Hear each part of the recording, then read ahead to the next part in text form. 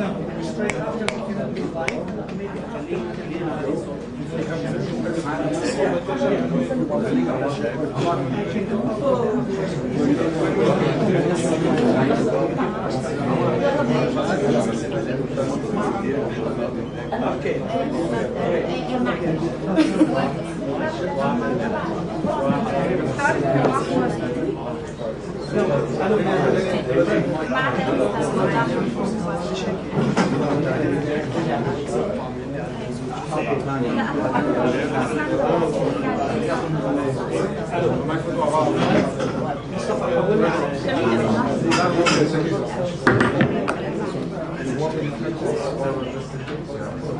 لا هي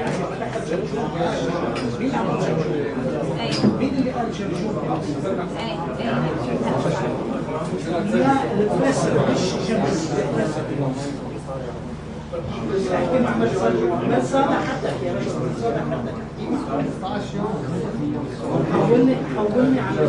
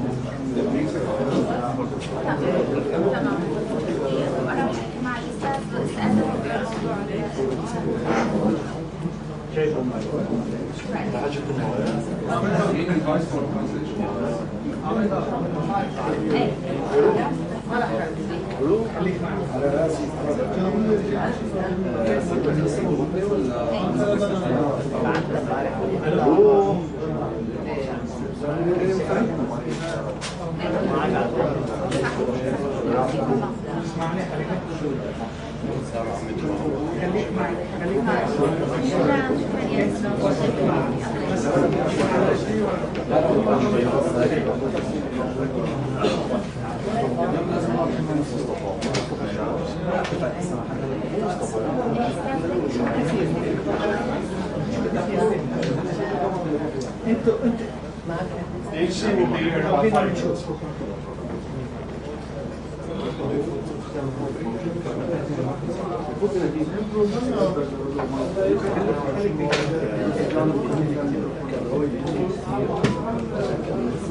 هن مقررين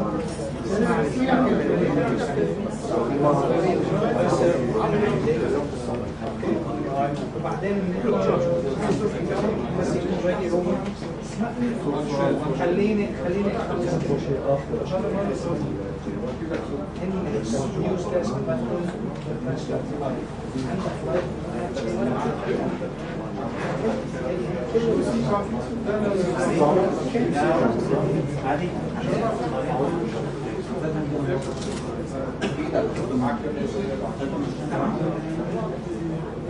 بس انت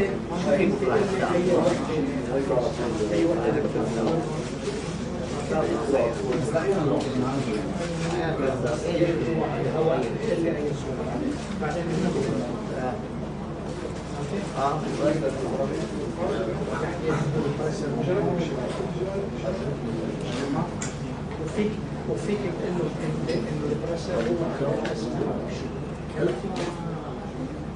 Ja,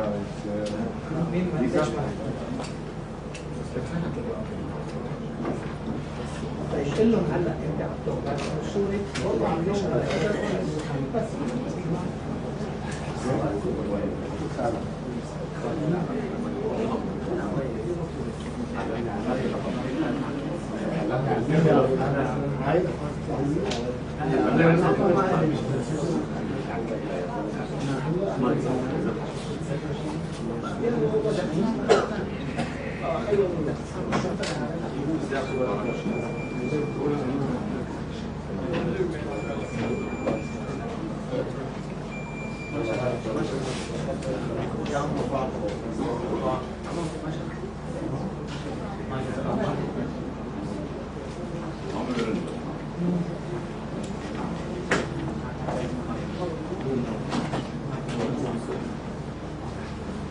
ليه صح السماعات اهو. ليه صح السماعات.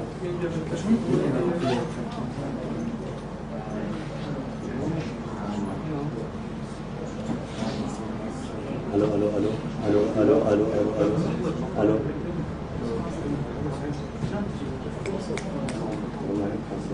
جرب نشوف حاجه شكله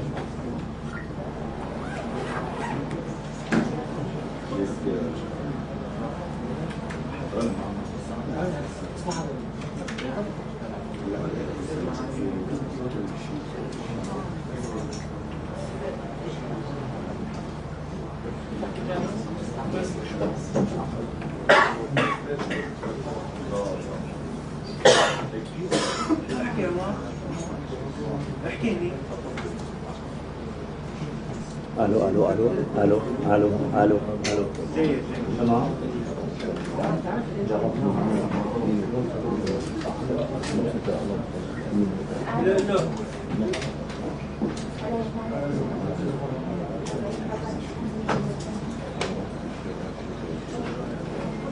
يا عمر سوريا سوريا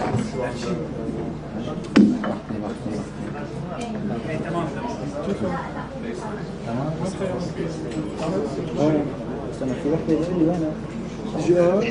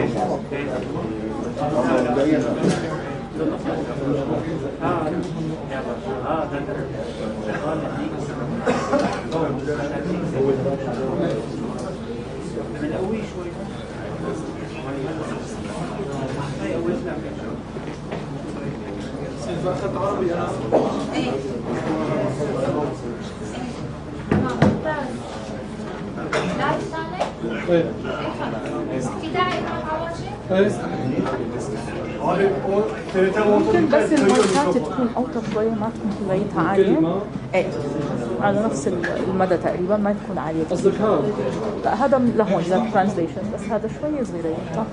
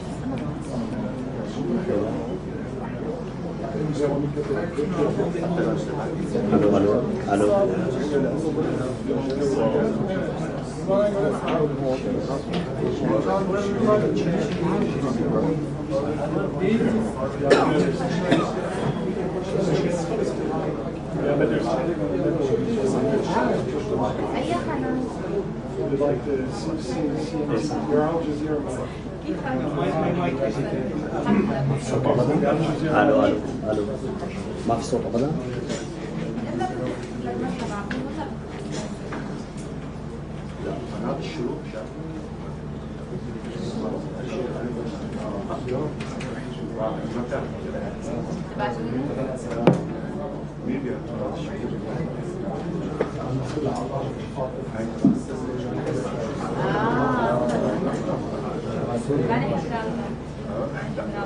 سوريا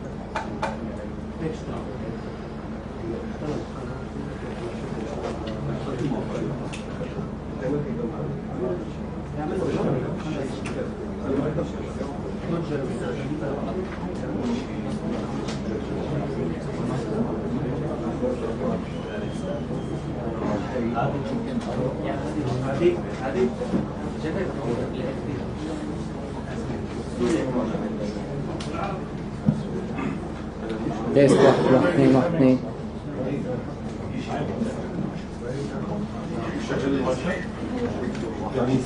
تيست 1 2 1 2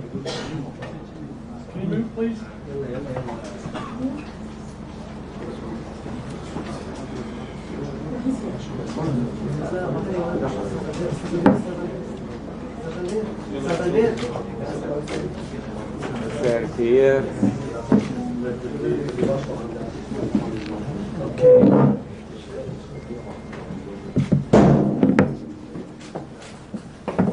I will need this.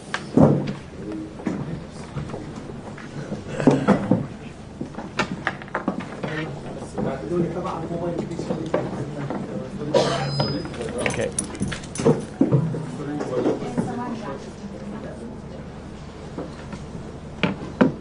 Good afternoon, everyone, and thanks for coming here today. The High Commissioner arrived in Damascus yesterday. He has met a range of actors, including officials, civil society, diplomats, UN colleagues, as well as victims of human rights abuses. Now the visit is concluded, he will share an end of mission statement with you, which will be available also online. After he delivers this, we'll take questions 3 at a time. We only have a limited amount of time as we need to leave shortly after this. Thank you. Well, Meser Khir, thanks for coming. This is a historical first. Never before has there been a visit by a United Nations Human Rights High Commissioner to Syria. I've been impressed by the bravery, the fortitude and the resilience of the Syrian people I have met, given the atrocities and trauma they have experienced over the years. It has been indeed a very emotional moment to listen to many of them and to their plight. My office, the UN Human Rights Office, has worked over the past 14 years monitoring, documenting and publishing numerous reports to bring to the world's attention the extremely serious human rights situation in Syria and to call for accountability despite being denied access to the country. During my visit, I heard from a number of victims. One, a former soldier suspected of being a defector who was jailed at the notorious Sednaya prison, where we have been documenting violations for years. He told me of the cruel treatment he endured. I cannot even bear to share the stories of beatings and torture that he shared with me. He, like the thousands of others held and disappeared there and in so many other facilities for decades past, was crammed into a freezing cell with dozens of others sharing only a few blankets. Early in the morning, as they heard the guards at their door, trembling in fear, they retreated to the rear of the cell, fearing they would be hauled out again to be tortured or, worse, even executed. Thousands died in prisons throughout the country. I also visited the residential neighborhood of Chobar in Damascus, which now resembles what can only be described as an apocalyptic wasteland. Not a single building in the area was spared bombardment in wave after wave attacks. It is inconceivable that such mass killings and destruction took place. Equally, that banned chemicals were used against civilians elsewhere in the country, and not just once, says a lot about the extreme brutality of the tactics used by the former regime. Such acts constitute the most serious crimes under international humanitarian law. I've heard from the victims and from civil society groups representing them about their immediate needs, but also about their long-term aspirations. Despite the misery inflicted upon them, they speak of their relief, but also of their hopes for the future. And in Damascus, I witnessed how people were busy going about their daily lives, shopping at the markets, drinking coffee, visiting places of worship, children playing outside. But there is so much to be done. And this is such an important moment with tremendous challenges and risks ahead. The people of Syria need every ounce of help they can get to rebuild a country that works for all Syrians. I came here to offer my reassurances that my office, the Human Rights Office of the United Nations, will continue to support inclusive, nationally owned and nationally driven processes. There are still very real threats to Syria's territorial integrity, independence and sovereignty, which must be fully respected and rigorously upheld. The ongoing conflicts and hostilities must end. During the visit, I met the leader of the caretaker authorities, Ahmed al-Shara. He acknowledged and assured me of the importance of respect for human rights for all Syrians and all different components of Syrian society, as well as the pursuit of healing, trust building and social cohesion and the reform of institutions.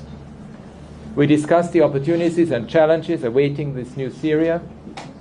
Human rights must be at the front and center, where everyone can live free and equal in dignity and rights. But the challenges are immense. The first task must be saving lives. Hundreds of thousands of lives have been lost. Much of the country lies in ruins. 90% of the population is mired in poverty. The health system is on its knees, and many schools are closed. Millions are still displaced, both inside and outside the country.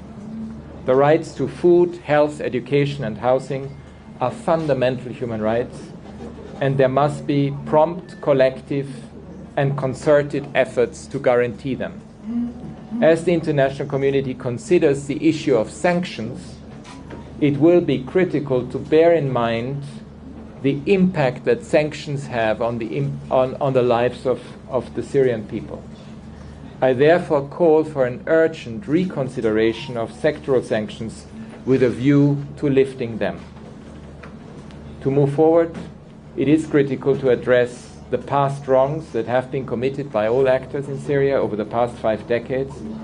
Those responsible for serious human rights violations and crimes must be held to account. Concerns of the most serious war crimes and even crimes against humanity have been documented over the years of conflict.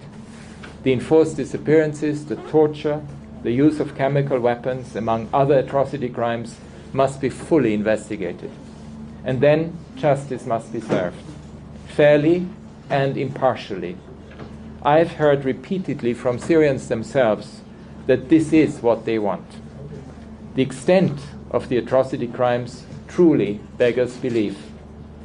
We will work in a complementary manner on these and other violations with the other human rights mechanisms that exist. As you know, the UN Commission of Inquiry, the International Impartial and Independent Mechanism, and the newly established institution on missing persons in Syria. In fact, this institution that has just started will work with families, victims groups, and the authorities to clarify the fate and the whereabouts of the enormous number of missing persons all across Syria and provide support to the relatives. Transitional justice is crucial as Syria moves forward. Transitional justice aims to provide recognition to victims. It enhances the trust of individuals in state institutions. It reinforces respect for human rights, and it promotes the rule of law. Revenge and vengeance are never the answer. Instead, there needs to be a fully nationally owned healing, truth-telling, and reconciliation process. My office is ready to support transitional justice initiatives as well as other rule of law efforts to move forward.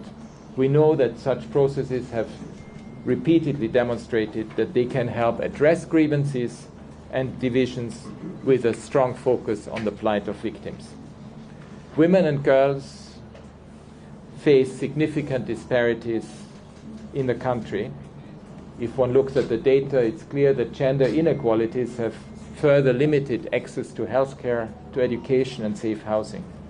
Rebuilding a Syria that works for all its people, equal in dignity and without discrimination, will be key to its success and stability.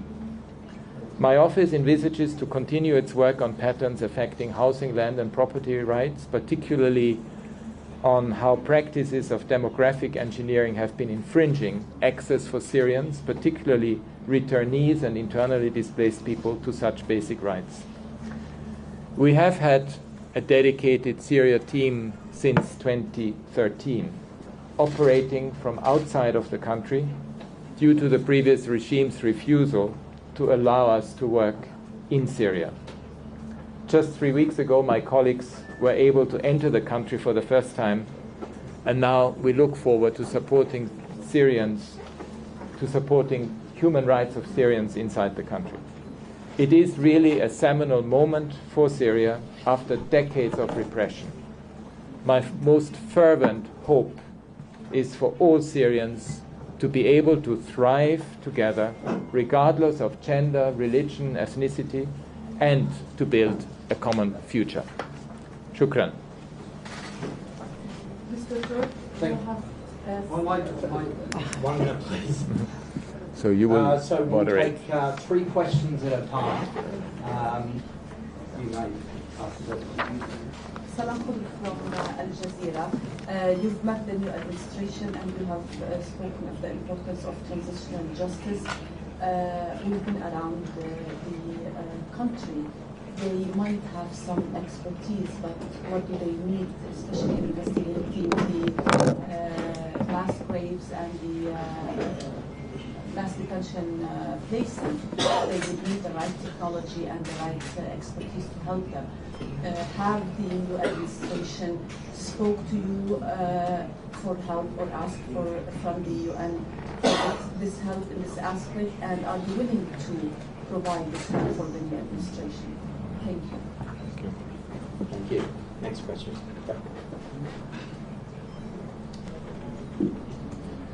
Thank you. Mr. Sanawi, TRT World. Over the past 14 years, many Syrians would say that they've been feeling left out by the world. We understand, of course, the restrictions imposed by the previous regime, the Assad regime.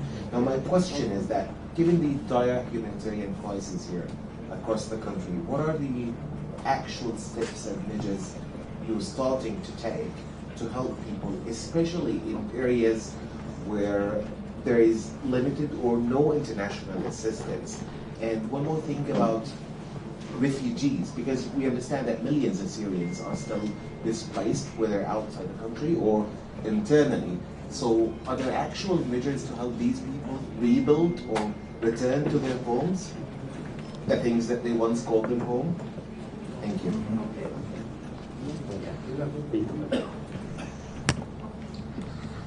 سيلفا رزوق جريدة الوطن السورية.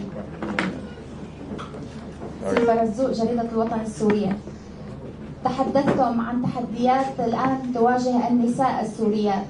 هل لاحظتم هناك تحديات أخرى تواجه المجتمع السوري الآن بعد مرحلة سقوط النظام؟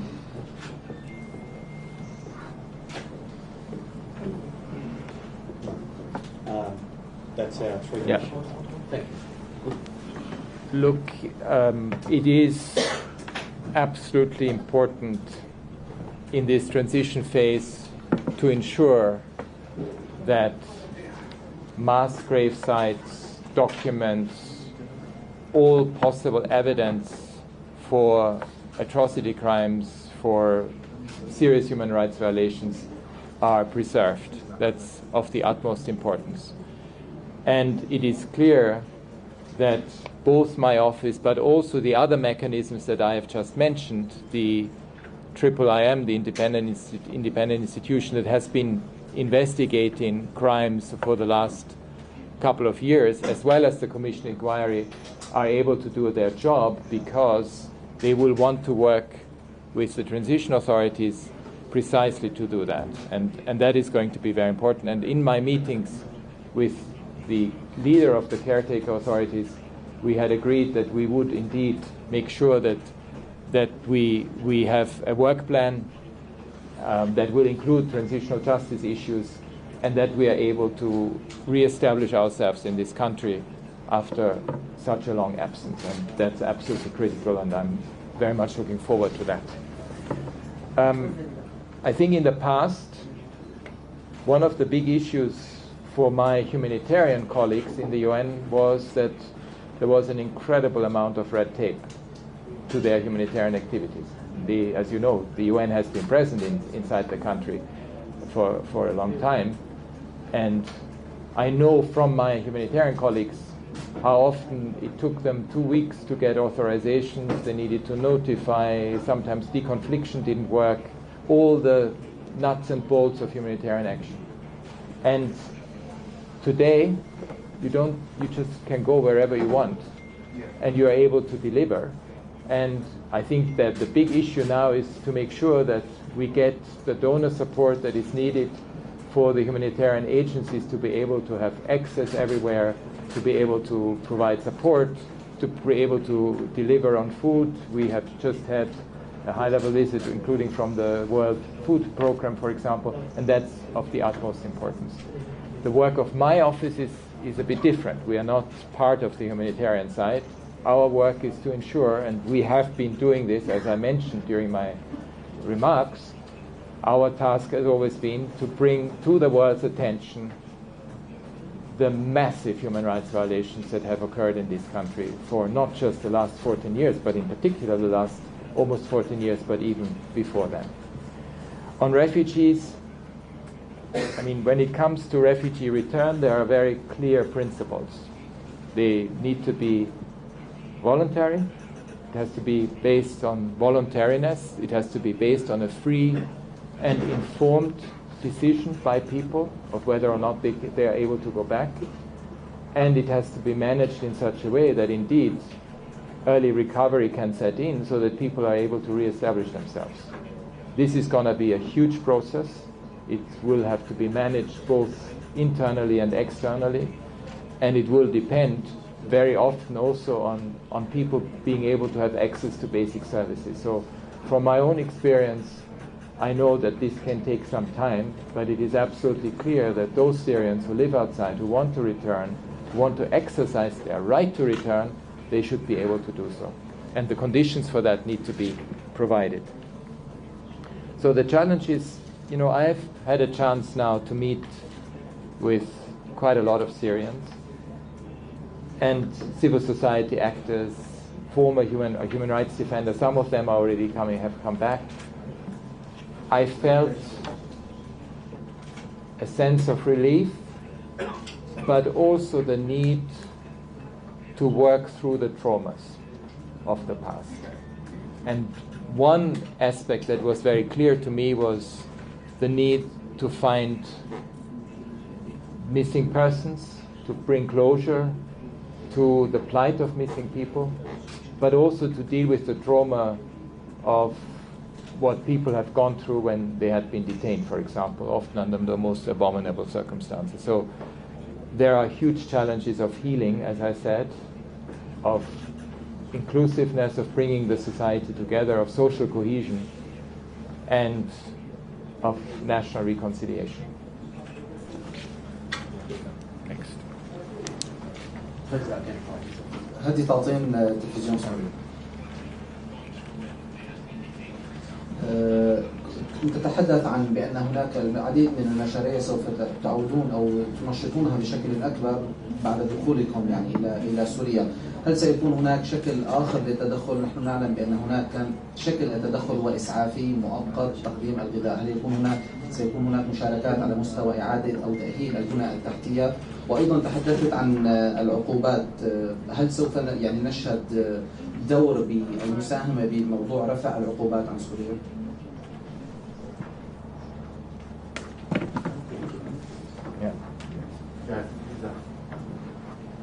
Mohammed Jamjoub, Al Jazeera English. High Commissioner, I wonder if you could tell us a bit more about your conversation with Ahmed Shadar, head of the new administration. Did you ask for specific guarantees when it comes to ensuring that human rights be respected for minority groups? And also, could you just delve a little bit more into some of the conversations that you had with civil society organizations and how much help you'll be able to provide them, at least in the short term?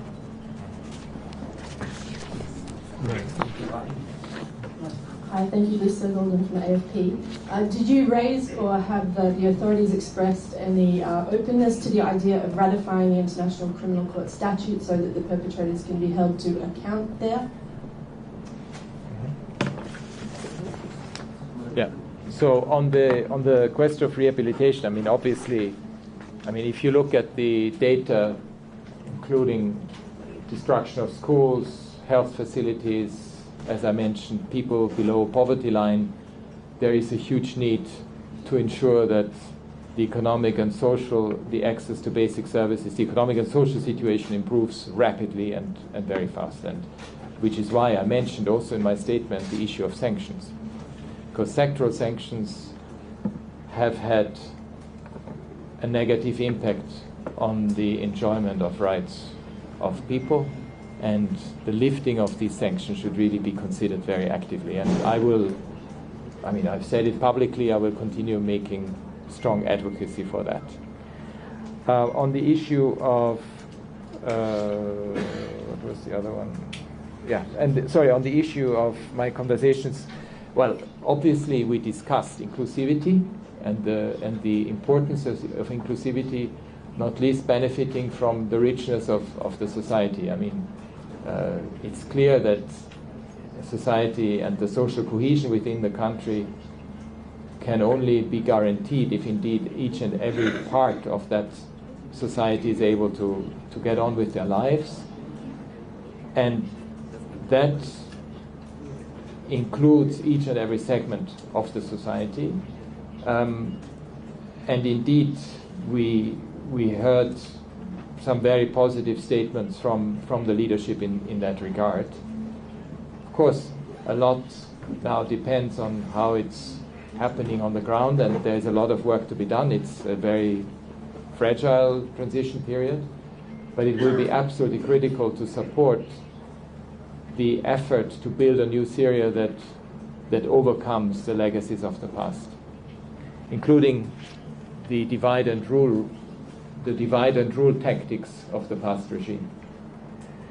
Civil society, as I said before, I've rarely seen a population that coming out of a trauma that is very deep. I also feel that people after years of repression are realizing that now they can talk freely, for example. They can share their views, which is for some of them was actually quite hard in some of the meetings. I think there's a lot of healing work to be done to bring together also often very fractured societies. But I also have a real deep belief in the Syrian people to do this, to be able to do it. I have had a chance to meet many Syrian refugees in the past. I've seen also what transformation has gone on among them, and I believe that there is now a huge chance for the country to heal. We did not discuss specifically ICC accession to the statute. It was my first meeting, so it's obviously you cannot discuss each and every aspect of it. It is one area that was mentioned by civil society groups. They would possibly want to advocate for the ratification of the ICC statute. Sorry. كثير عجيب وكان يستشير الرئيس. Have you? هل عندك مايك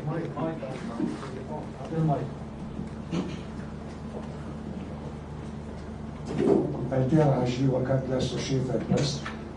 هل هناك عدد تقريبي لعدد المعتقلين أو الذين قتلوا خلال الأزمة؟ وماذا ستفعلون بشأنهم؟ شكرا.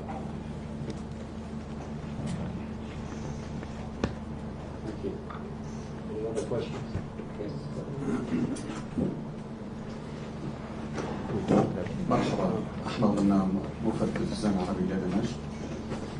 يعطيكم العافية. تحدثت من خلال مؤتمر صحفي عن موضوع المرأة والمساواة في العمل والتعليم قبل قليل، لكن هنا في سوريا يوجد ملف يخص المرأة وهو المعتقلات اللواتي تم اغتصابهن في السجون. هل هذا الملف سيثار دوليا في المحاكم الدولية أم لا؟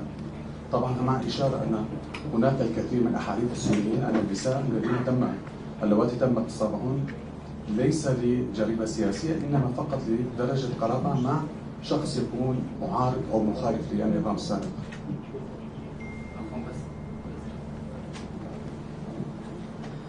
عديس الطروف وكالة ستيب. هناك مطالب شعبية كبيرة من المدنيين أو الناس هنا في سوريا بمحاسبة مرتكبي جرائم الحرب في سوريا. ما هو دوركم في هذه القضية وماذا ستفعلون في صدد محاسبة جرائم الحرب الذين كانوا ضمن صفوف قوات النظام؟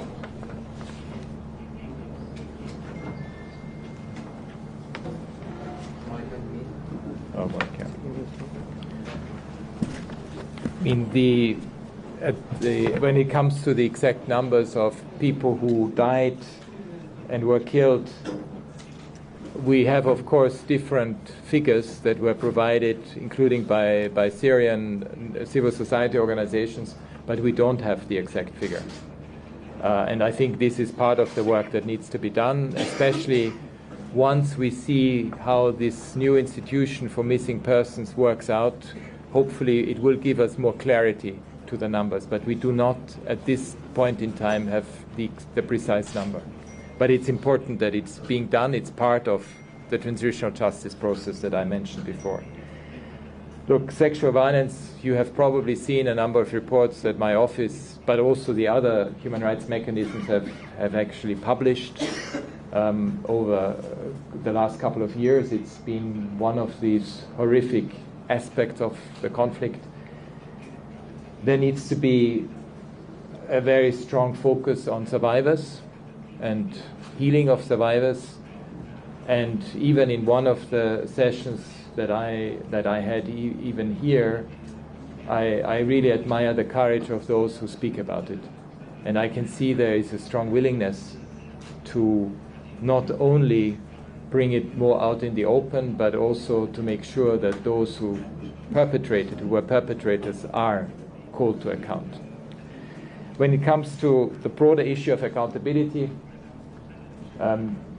my office and the various mechanisms have in the past provided documentation that was used in national proceedings when it came to those who were accused of having committed atrocity crimes. And in some jurisdictions, I mean, as a lawyer, you probably are aware, it's called universal jurisdiction. When countries have universal jurisdiction, they have actually brought to justice a number of Syrian perpetrators not inside Syria, outside Syria.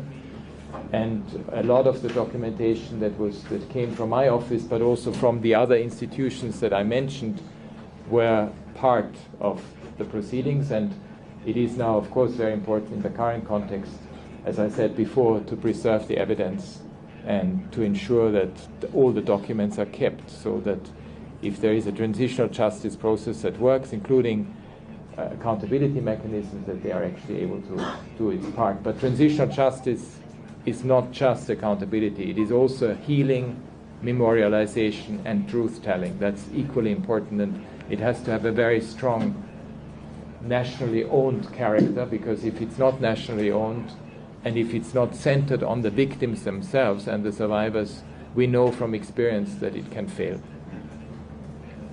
Maybe two more. If we've no more questions, thank you very much. Okay, one last one, because we do have to go. أحمد قرأ أحمد من وكالة أنبال الأناضول.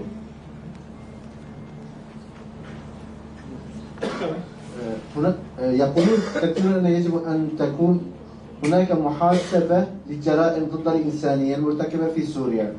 كيف سيتم تطبيق هذه الآلية ومن المسؤول عن تفعيل هذه الآلية وما هو الدور الذي ستلعبه الأمم المتحدة في هذا الصدد؟ Well, there is obviously a huge need to reform criminal justice in the country and to bring it in line with international human rights standards. And it's clear that you need to build up such a system. And we will be there to support the building up of that. That's precisely one of the roles that we hope we can play in support of the national authorities, in support of the national justice system, to ensure that there is compliance with human rights, because as we know, in the past there was a huge issue of due process, of lack of fair trial standards and so forth, and it's really going to be important to ensure that there is a massive reform in order to be able to deliver on the accountability front. Shukran jazilan. Thank you. Thank you.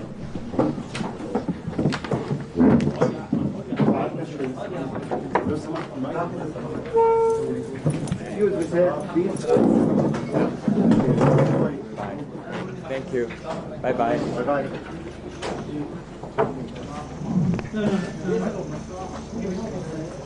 We don't have